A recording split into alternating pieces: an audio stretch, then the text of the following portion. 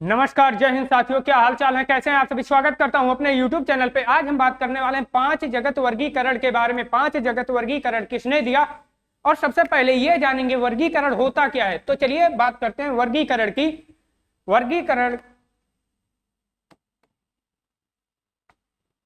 वर्गीकरण को किसने दिया। सर्वप्रथम इसकी बात करें, वर्गीकरण के जनक। आखिर वर्गीकरण की जरूरत क्यों पड़ी। हमारे जगत में पृथ्वी पर लाखों किस्म के जीव जंतु पाए जाते हैं। उनको अलग अलग कैटेगरी में, भागों में बांटने के लिए, उनका अध्ययन करने के लिए वर्गीकरण की जरूरत पड़ी। तो अब बात करते हैं वर्गीकरण के जनक कौन है। वर्गीकरण के जनक हैं कैरोलस लीनियस। कौन है?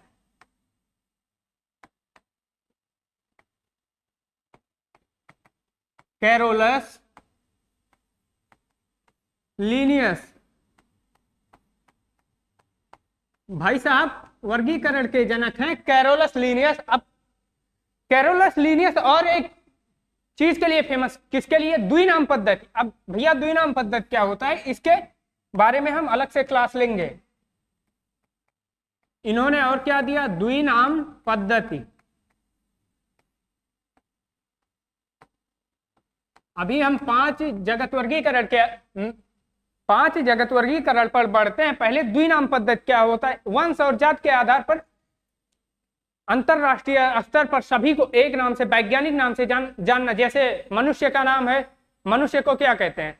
आमतौर पे आदमी यही सब कहते हैं, लेकिन वैज्ञानिक क्या कहेंगे? Homo sapiens. अब वही बात की जाए, मेढक को क्या कहेंगे? मेढक को कहेंगे राना टैग्रीना। इसी प्रकार इसी को द्विनाम पद्धति कहा जाता है। कैरोलस लीनियस के द्वारा वर्गीकरण कितने भागों में किया गया और इसकी सुधार किसने की, 5 जगत में किसने बांटा। तो बात की जाए कैरोलस लीनियस की। कैरोलस लीनियस के द्वारा इसे केवल 2 भागों में बांटा गया। कौन कौन से? एक था पादप जगत। क्या है भैया? पादप जगत। और दूसरे की बात की जाए तो दूसरा है जंतु जगत। अब भैया इसमें कवक भी आते हैं और मोनेरा, प्रोटिस्टा, ये सब आते हैं। इन सबको तो एक में सबको समेट के रख दिया। लेकिन भाई साहब, एक वैज्ञानिक आए आगे जो 5 जगत वर्गीकरण दिए।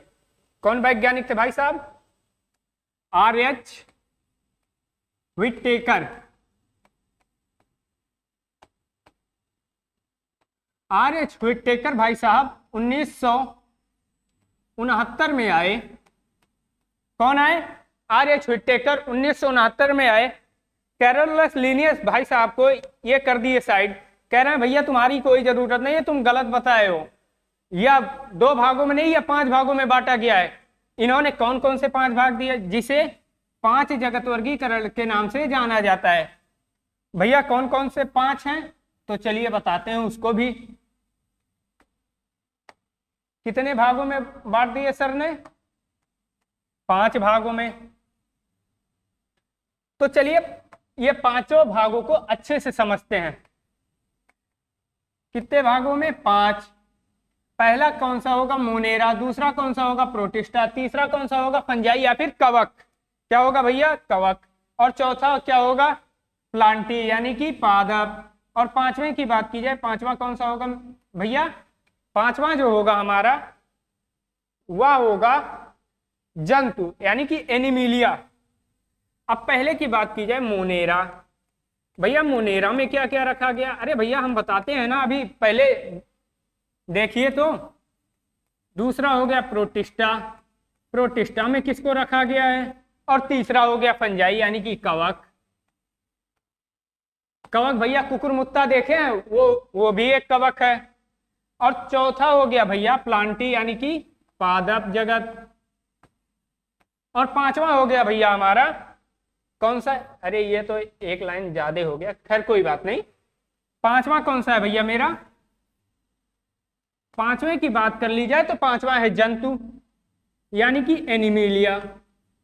अब इन 5 में डिफरेंस किस प्रकार उन्होंने व्यक्त की, अब इसको भी समझेंगे आगे। तो एक एक करके समझे। यहाँ पे पहले ऐसे ही फ्लो चार्ट में बनाए हैं, तो अच्छे से इसे भी समझा देते हैं।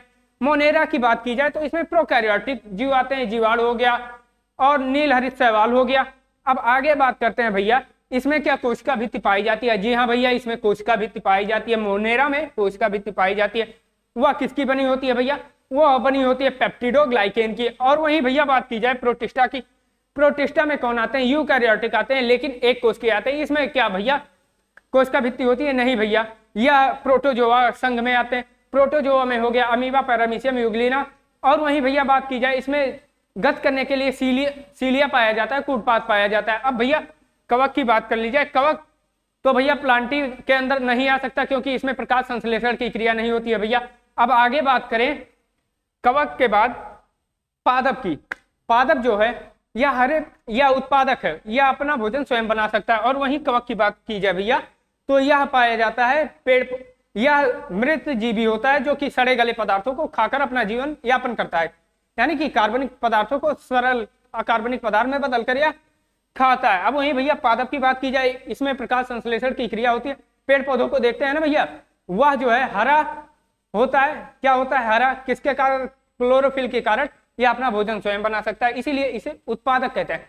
अब वहीं पर बात की जाए जंतु की, जंतु अपना भोजन स्वयं नहीं बना सकता, लेकिन यह बहुकोशिकीय होता है इसमें, और यह भी बहुकोशिकीय ही होता है, कवक भी बहुकोशिकीय होता है। अब भैया आगे क्या आता है भैया, समझ में आ रहा है ना? तो चलो जंतु की बात की जाए। जंतु में क्या होता है? जंतु जो है इसमें पाचन तंत्र, तंत्रिका तंत्र सब कुछ एकदम डेवलप होता है, यानी कि यह चरम सीमा पर अपने होता है। इसी के अंदर मनुष्य आते हैं। अब पहले एक एक एग्जाम्पल देख लेते हैं, तब भैया एक एक करके आगे समझाएंगे। ऐसे तो समझ में आ गया होगा जो जो आज हम पढ़ाने वाले हैं। पहला हम इसमें ले लेते हैं बैक्टीरिया।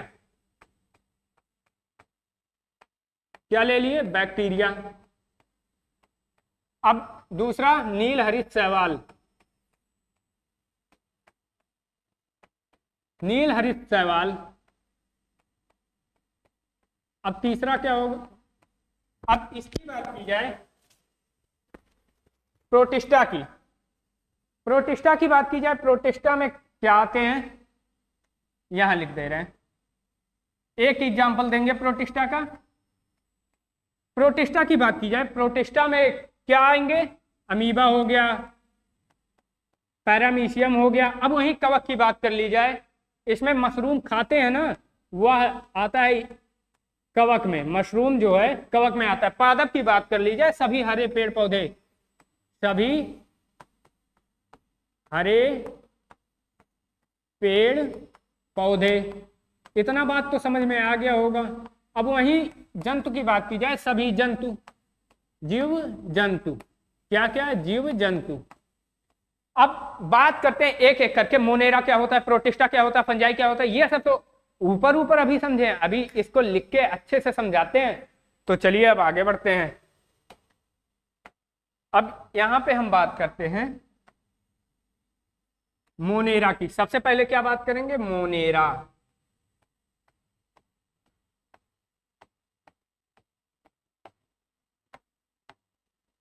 मोनेरा की बात की जाए,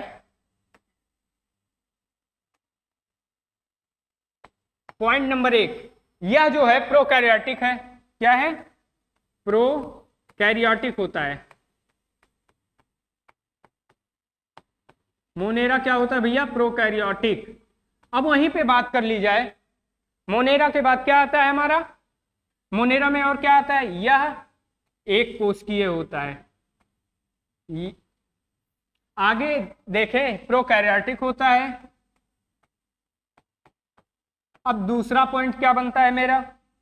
दूसरे पॉइंट को भी देखेंगे। दूसरा पॉइंट जो बनता है हमारा, दूसरा पॉइंट क्या बनेगा भैया? दूसरे पॉइंट की बात की जाए, दूसरा पॉइंट इसमें बनेगा, इसमें केंद्रक का अभाव होता है।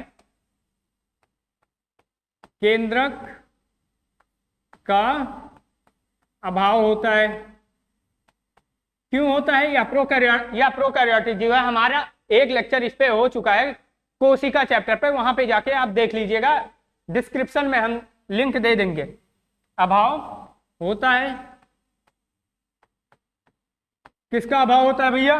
केंद्रक का अभाव होता है, यानी कि केंद्रक झिल्ली जो है नहीं पाई जाती। केंद्रक झिल्ली नहीं पाई जाती। इतना बात तो आपको समझ में आ गया होगा।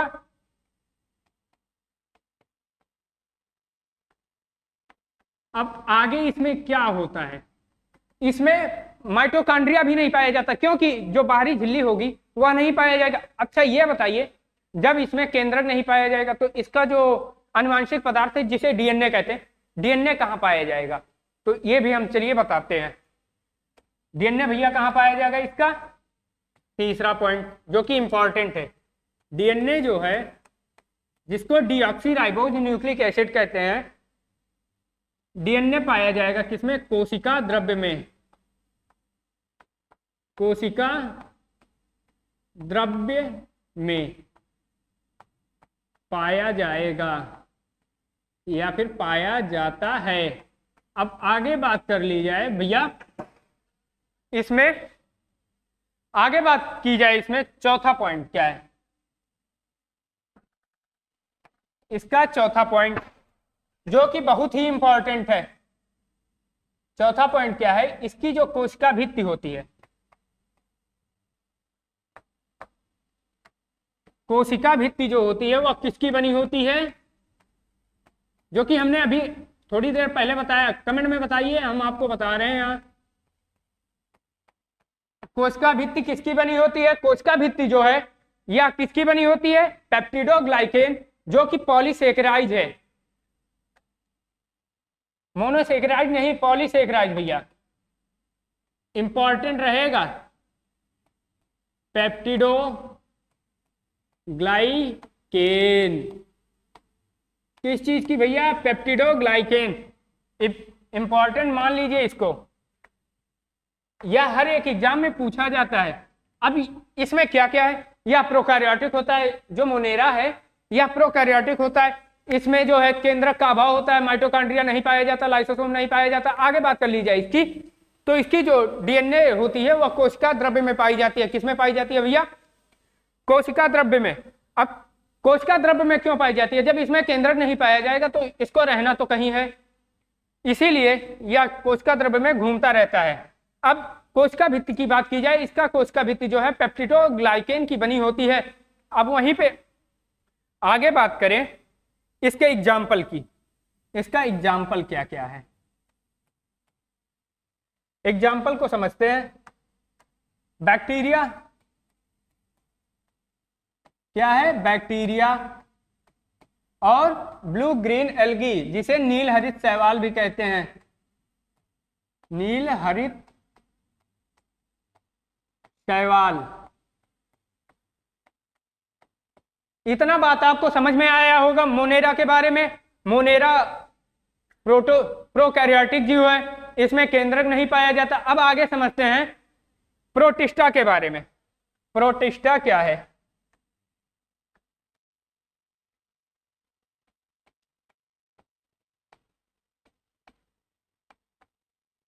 प्रोटिस्टा को आप समझते हैं। प्रोटिस्टा जो है वह यूकैरियोटिक जीव है, यह प्रोकैरियोटिक नहीं है, यह यूकैरियोटिक है। कौन सा यूकैरियोटिक है, एक कोशिकीय, यानी कि इसमें सिंगल सेल पाया जाता है, एक कोशिका पाया जाता है। पहला पॉइंट, यह यूकैरियोटिक, कौन सा भैया, यूकैरियोटिक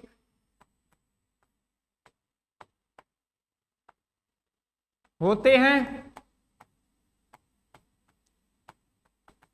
या यूकैरियोटिक होते हैं।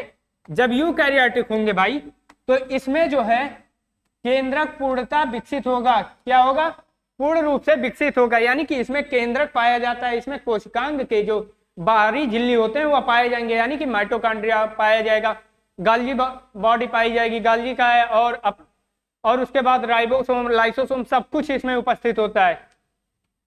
दूसरा पॉइंट क्या है हमारा, यह एक कोशिकीय होते हैं, यानी कि इनका पूरा जीवन एक ही कोशिका में पूर्ण होता है।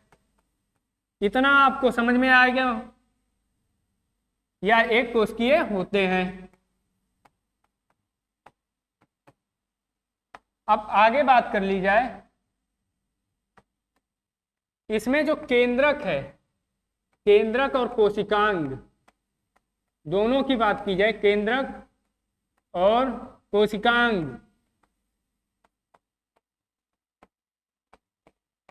केंद्रक और कोशिकांग जो है पूर्णतः विकसित होते हैं, यानी कि पूर्ण रूप से विकसित होते हैं।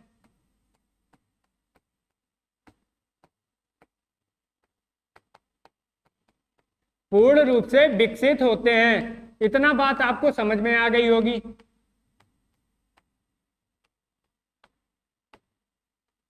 अब आगे बात कर ली जाए, इसका डीएनए कहां पाया जाएगा। जब भैया इसमें केंद्रक पाया जा रहा है तो इसका डीएनए जो है वो केंद्रक के अंदर ही पाया जाएगा, यानी कि आनुवंशिक पदार्थ जो है यूकैरियोटिक में केंद्रक के अंदर पाया जाता है।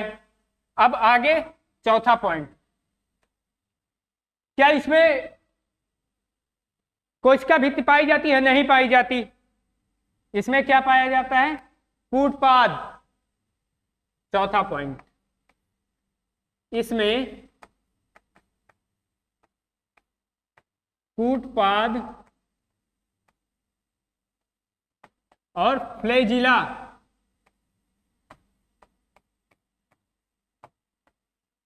पाया जाता है। क्या क्या पाया जाता है? कूटपाद पाया जाता है, जो कि गति करने में सहायता करता है। क्या करने में? गति करने में सहायक। इसके एग्जाम्पल क्या हैं? अमीबा हो गया, पैरामीशियम हो गया, यूग्लिना हो गया, इसके एग्जाम्पल हैं, जो कि एक कोशिकीय होते हैं। इनका जीवन जो है एक ही कोशिका में समाप्त हो जाता है, जो कि प्रोटिस्टा में आते हैं या प्रोटोजोआ समूह में आते हैं। एग्जाम्पल देख लेते हैं। अब एग्जाम्पल कौन कौन से हैं? अमीबा हो गया, पैरामीशियम हो गया, अमीबा हो गया और पैरामीशियम आदि, यूग्लिना हो गया, बहुत सारे हैं इसके एग्जाम्पल। अब आगे बात करते हैं प्रोटिस्टा में क्या क्या होता है। या यूकैरियोटिक होते हैं या एक कोशिकीय होते हैं। केंद्रक और कोशिकांग पूर्ण रूप से विकसित होते हैं। इसमें जो है कोशिका भित्ति नहीं पाई जाती। इसमें कूटपाद और फ्लैजिला होते हैं, जो कि गति करने में, गमन करने में सहायता करते हैं। गमन करके या अपने शिकार को पकड़ते हैं या अपने विकास में सहायता करते हैं। यही सब प्रक्रिया चलती रहती है। अब आगे बात कर ली जाए कवक, यानी कि फंजाई। फंजाई क्या होता है?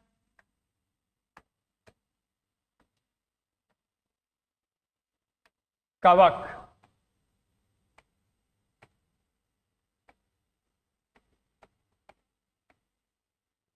कवक क्या होता है?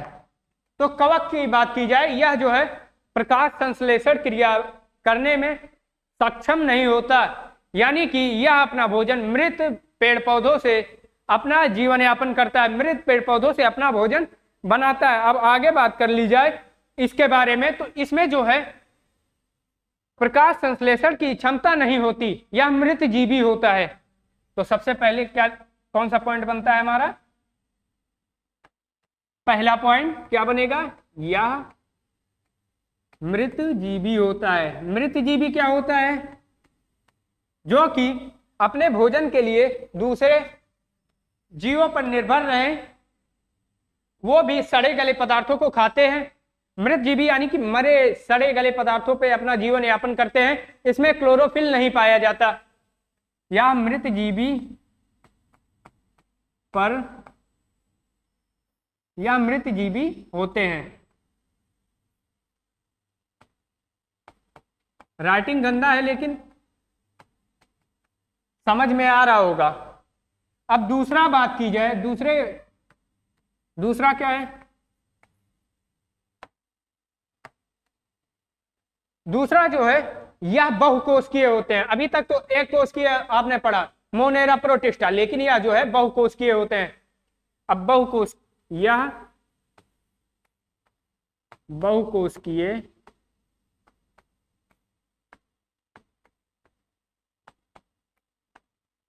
होते हैं, यानी कि इनमें जो है जीवन यापन इनका कई सारी कोशिकाओं से होती है।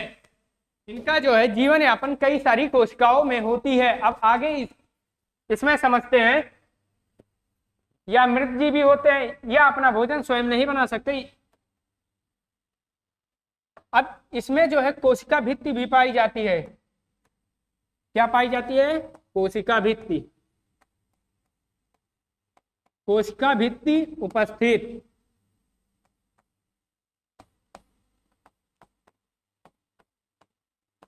और इसकी कोशिका भित्ति किसकी बनी होती है?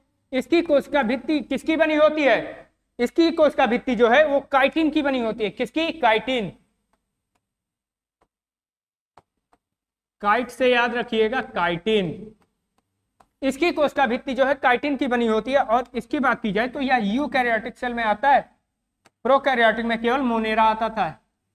यूकैरियोटिक, क्या भैया? यूकैरियोटिक। अब आगे समझते हैं इसमें चौथा पॉइंट। चौथा क्या है? चौथे में क्या स्पेशल है? एग्जाम्पल। एग्जाम्पल क्या है इसके? कवक के क्या एग्जाम्पल होंगे? मशरूम।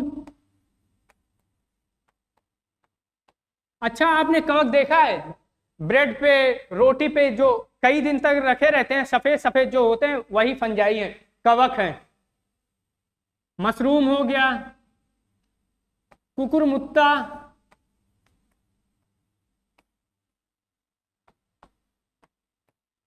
आदि।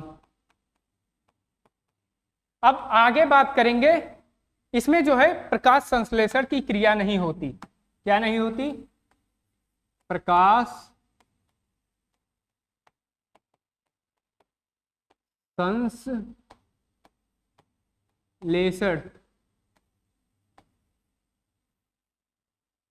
इसमें जो है प्रकाश संश्लेषण की क्रिया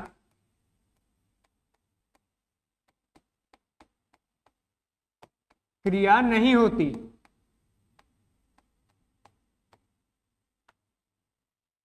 अब आगे जो हम पढ़ेंगे इसके बाद, प्लांटी यानी कि पादप के बारे में, उसमें प्रकाश संश्लेषण क्रिया होती है। इसी के वजह से इसमें अगर प्रकाश संश्लेषण क्रिया होता तो यह 4 ही भागों में बढ़ जाता। इसके कवक की फंजाई की जरूरत ही नहीं पड़ती। अब क्या होता है? प्लांटी यानी कि पादप। पादप की ओर बढ़ते हैं। पादप क्या होता है? यानी कि पेड़ पौधे। पेड़ पौधे इसी के अंदर आते हैं। कौन से पेड़ पौधे? हरे पेड़ पौधे।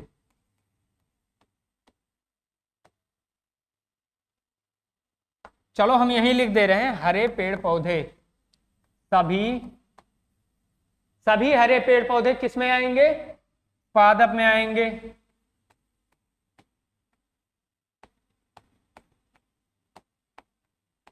सभी हरे पेड़ पौधे इसमें आ गए। अब आगे बात करते हैं पादप के बाद। पादप में इसका पहला पॉइंट, ये तो एक एग्जाम्पल था जो कि आपको समझने के लिए था। अब आगे बढ़ते हैं इसमें। यह जो है यूकैरियोटिक होता है। यूकैरियोटिक, इनकी जो कोशिकाएं होती हैं वो यूकैरियोटिक होती हैं और यह बहुकोशिकीय होती हैं। यूकैरियोटिक और बहुकोशिकीय। क्या क्या? यूकैरियोटिक और बहुकोशिकीय। अब आगे समझते हैं, यह बहुकोशिकीय तो होती हैं, क्या इसमें कोशिका भित्ति पाई जाती है? जी हाँ, इसकी जो कोशिका भित्ति है वो सेल्यूलोज की बनी होती है।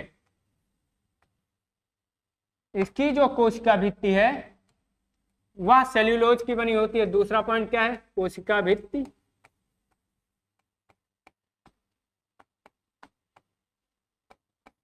पाई जाती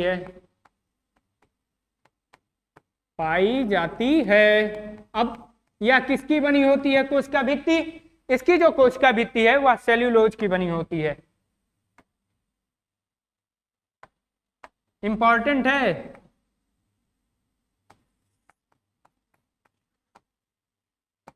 सेल्यूलोज की बनी होती है। अब आगे बात कर ली जाए, यह स्वपोषी होते हैं, यानी कि यह उत्पादक होते हैं, यह अपना भोजन स्वयं बना सकते हैं। किसकी उपस्थिति में? प्रकाश संश्लेषण क्रिया की उपस्थिति में, यानी कि इसमें प्रकाश संश्लेषण क्रिया भी होता है भैया। तीसरा पॉइंट, प्रकाश संश्लेषण क्रिया होता है।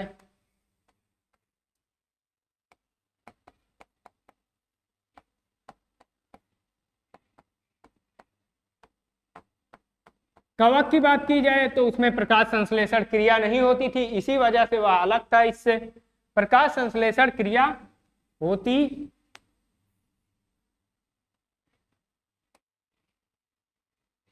प्रकाश संश्लेषण क्रिया होती है। अब आगे समझते हैं, इसमें प्रकाश संश्लेषण क्रिया होती है, यानी कि अपना भोजन स्वयं बनाता है, तो यह क्या हो गया? स्वपोषी भी हो गया। क्या हो गया भैया? स्वपोषी। स्वपोषी होते हैं, या इसी पॉइंट में कवर कर रहे हैं, स्वपोषी होते हैं। स्वपोषी क्या होते हैं?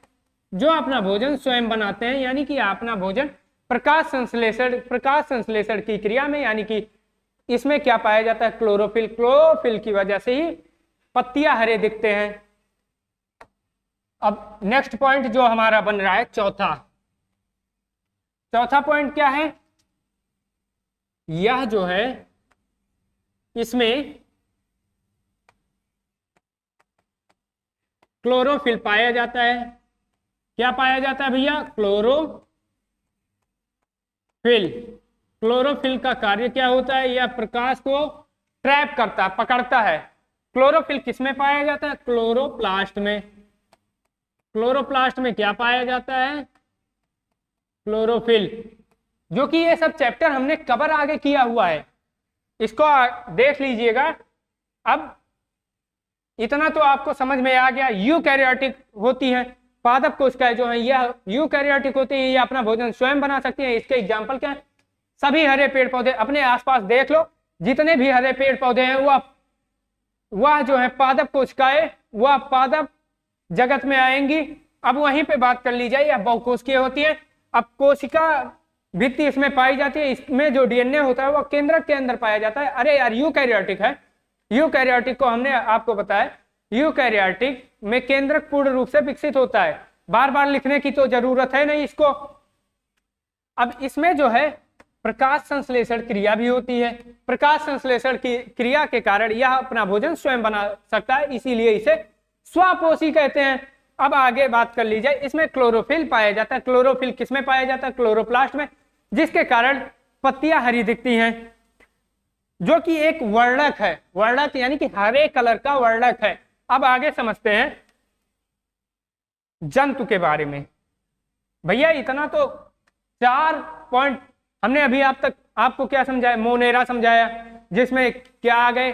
बैक्टीरिया आ गए, ब्लू ग्रीन एल्गी आ गया। अब उसके बाद हमने प्रोटिस्टा समझाया, जिसमें अमीबा, पैरामीशियम, यूग्लिना आ गए। अब उसके बाद हमने क्या समझाया?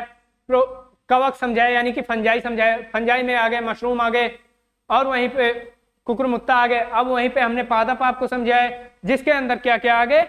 हमारे आ गए पादप के अंदर सभी हरे पेड़ पौधे आए गए। क्यों आ गए? क्योंकि इसमें क्लोरोफिल पाया जाता है, या स्वपोषी होते हैं। अब लास्ट जो हमारा बनता है, लास्ट में जंतु जगत। जंतु जगत में क्या आएंगे? जंतु जगत होते क्या है? जंतु जगत जो है वह परपोषी होते हैं। परपोषी क्या होता है भैया? जो दूसरों पर डिपेंड रहता है, जो अपना भोजन स्वयं नहीं बना सकता। अब कहोगे हमारी मम्मी हम किचन में खाना बनाती है, अरे यार वो पेड़ पौधों से ही तो मिलता है जो बनता है।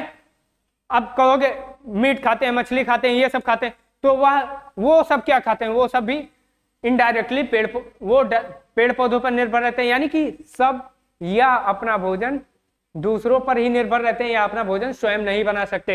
ये केवल हम पकाते हैं किचन में। अब आगे बात कर ली जाए इसमें पहले पॉइंट में, या परपोषी होते हैं, या पहला पॉइंट हो गया। अब दूसरा पॉइंट क्या हो गया? इसमें कोशिका भित्ति नहीं पाई जाती। क्या नहीं पाया जाता? कोशिका भित्ति नहीं पाई जाती। कोशिका भित्ति जो है इसमें नहीं पाई जाती। नहीं, नहीं पाई जाती। अब दूसरा पॉइंट क्या क्या आएगा मेरा भैया?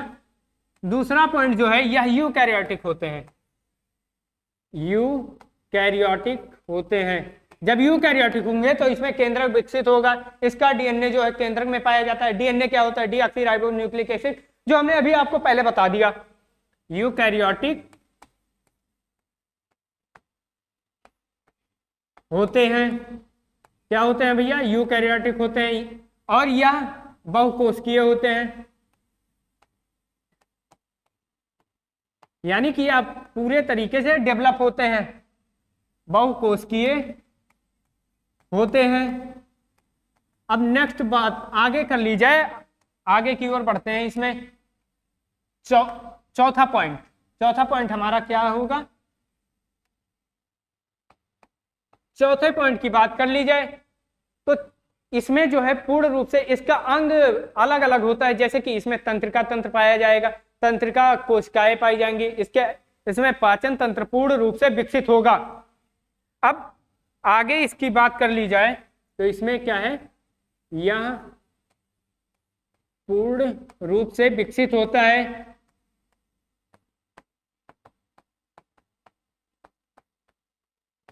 क्या होता है भैया? यह पूर्ण रूप से विकसित होता है। इतना बात आपको समझ में आ गया होगा। यह इसी के अंदर हम लोग आते हैं। एग्जाम्पल की बात कर ली जाए, इसके एग्जाम्पल क्या क्या होंगे? अच्छा, उससे पहले परपोषी को एक बार ऐसे ही समझा देते हैं। परपोषी वे होते हैं जो अपना भोजन स्वयं नहीं बना सकते। नोट कर लो, अपना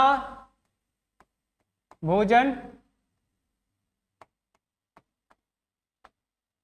स्वयं नहीं बना सकते, स्वयं नहीं बना सकते हैं, यानी कि इनको डायरेक्टली या इनडायरेक्टली पेड़ पौधों पर निर्भर रहना ही होगा। अब इसके एग्जाम्पल की ओर बढ़ते हैं। इसका एग्जाम्पल क्या होगा? इसके एग्जाम्पल की बात कर लीजिए। सबसे पहले जो हम यहाँ खड़े हैं, हम ही इसके एग्जाम्पल हैं। जो जीव जंतु, मनुष्य हो गया, घोड़ा, खच्चर, ऊंट, ये सब किस में आएंगे? ये एनिमीलिया में आएंगे, जंतु में आते हैं। तो अब चलो एक बार एग्जाम्पल भी देखना जरूरी है। एग्जाम्पल क्या हो गया? मनुष्य, कीट, जो कीड़े होते हैं वो भी इसमें आते हैं, और आगे सभी जानवर।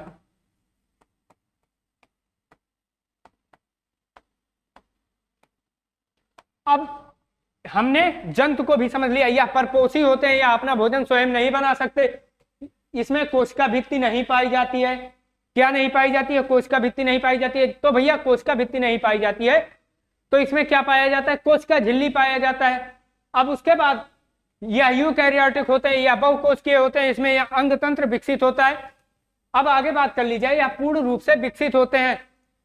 इसमें जो है हाइड्रा, आपने हाइड्रा सर्च करिए गूगल पे। हाइड्रा जो है पानी में पाया जाता है, जो कि यह किस में आता है? पोरीफेरा का है, जिसमें पोर पाए जाते हैं, छिद्र पाए जाते हैं। चलो हाइड्रा भी अलग से लिख दे रहे हैं।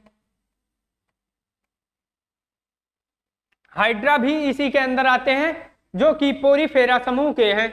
अब आगे इतना तो आपको समझ में आ गया होगा। जंतु जो है परपोषी होते हैं, कोशिका भित्ति नहीं पाई जाती है, यूकैरियोटिक होते हैं, या पूर्ण रूप से विकसित होते हैं। अब एग्जाम्पल मनुष्य हो गया, सभी जंतु जानवर हो गए, हाइड्रा हो गया। अब इसको एक बार और देख लेते हैं। 5 जगत वर्गीकरण में हमने पांचों को समझा दिया अच्छे से। वर्गीकरण के जनक कौन है? आपसे कोई पूछेगा बता देना, कैरोलस लीनियस। कैरोलस लीनियस ने गलतियां की तो उसको सुलझाने आए। कौन सुलझाने आए? आर्यच व्हिटेकर। आर्यच व्हिटेकर ने 1969 में 5 जगत वर्गीकरण दिया। 5 जगत वर्गीकरण क्या होता है? इसमें कौन कौन होते हैं? मोनेरा हो गया, प्रोटिस्टा हो गया, फंजाई हो गया, पादप हो गया, एनिमिलिया हो गया। वर्गीकरण इन्होंने केवल 2 भागों में बांटा था। किसने? कैरोलस लीनियस ने, पादप और जंतु। अब आर्यच व्हिटेकर ने क्या दिया? मोनेरा, प्रोटिस्टा, कवक, पादप, जंतु 5 भागों में बांट दिया। अब मोनेरा में बैक्टीरिया, नील हरित शैवाल, या प्रोकैरियोटिक होते हैं। क्या होते हैं? प्रोकैरियोटिक होते हैं। केंद्रक का अभाव होता है, केंद्रक झिल्ली नहीं पाई जाती है और कोशिकांग नहीं पाया जाता, यानी कि कोशिकांग में माइटोकॉन्ड्रिया हो गया। क्यों नहीं पाया जाता? यानी कि इसलिए नहीं पाया जाता क्योंकि इसके जो बाहरी आवरण होते हैं वो विकसित नहीं होते, अभाव होता है उनका। इसमें डीएनए, इसका जो डीएनए है कोशिका द्रव्य में पाया जाता है, कोशिका भित्ति पाई जाती है जो कि पेप्टिडोग्लाइकेन की बनी होती है। अब प्रोटिस्टा की बात कर ली जाए, अमीबा, पैरामीशियम, यूग्लिना आदि आते हैं। यह यूकैरियोटिक होते हैं, एक कोशिकीय होते हैं। केंद्रक और कोशिकांग जो है पूर्ण रूप से विकसित होते हैं, केंद्रक और कोशिकांग जो है पूर्ण रूप से विकसित होते हैं। इसमें कूटपाथ फ्लैजिला पाया जाता है जो कि गति करने में सहायता करता है। कवक की बात कर ली जाए, इसमें प्रकाश संश्लेषण की क्रिया नहीं होती क्योंकि यह हरा नहीं होता, इसमें क्लोरोफिल नहीं पाया जाता है। तो एक पॉइंट हमारा और बनता है, इसमें क्या नहीं पाया जाता? क्लोरोफिल। इसीलिए तो इसे अलग कर दिया गया, क्लोरोफिल अनुपस्थित।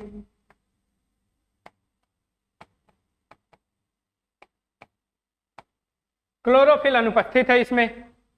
अब पादप की बात की जाए, सभी हरे पेड़ पौधे जिसमें क्लोरोफिल पाया जाता है। क्लोरोफिल किसमें पाया जाता है? क्लोरोप्लास्ट के अंदर पाया जाता है। यह यूकैरियोटिक होते हैं और बहुकोशिकीय होते हैं। कोशिका भित्ति पाई जाती है, सेल्यूलोज की बनी होती है, प्रकाश संश्लेषण की क्रिया होती है। यह स्वपोषी होते हैं, इसमें कोशिकांग जो है पूर्ण रूप से, इसमें क्लोरोफिल पाया जाता है जो कि क्लोरोप्लास्ट के अंदर। जंतु की बात की जाए, परपोषी होते हैं, अपना भोजन स्वयं नहीं बना सकते। कोशिका भित्ति अनुपस्थित होता है, यानी कि कोशिका भित्ति नहीं पाई जाती है। इसमें कोशिका झिल्ली पाई जाती है पतली सी।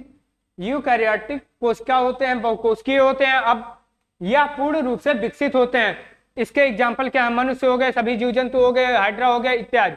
आज हमने 5 जगत वर्गीकरण को फुल एक्सप्लेन के साथ देख लिया। अब नेक्स्ट में हम 5 जगत वर्गीकरण में सबसे पहले बात करेंगे पादप के जो टेरिडोफाइट हैं, इन सब के बारे में बात करेंगे। आज के लिए इतना ही, मिलते हैं नेक्स्ट वीडियो में। जय हिंद, जय भारत।